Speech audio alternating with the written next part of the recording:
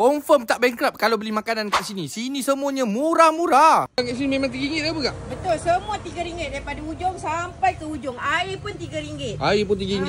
So ni apa? Kebab Yang ni menu killer dia kebab ayam, kebab daging. Kebab ayam, kebab daging, roti sosis Roti sosis, roti john. Burger daging ayam. RM3 saja. Roti john RM3.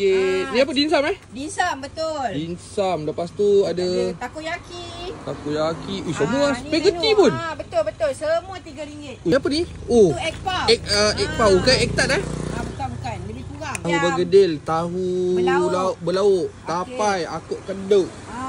Ni. Lompat tikai. Kuih pun macam-macam. Ada pau kacang merah. Lepas tu ada apa? Kentang, apam pisang.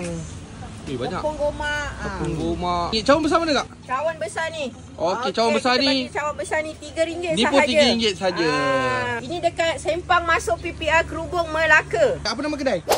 Food Truck Sempang PPR Kerubung Melaka. Semua RM3. Semua RM3.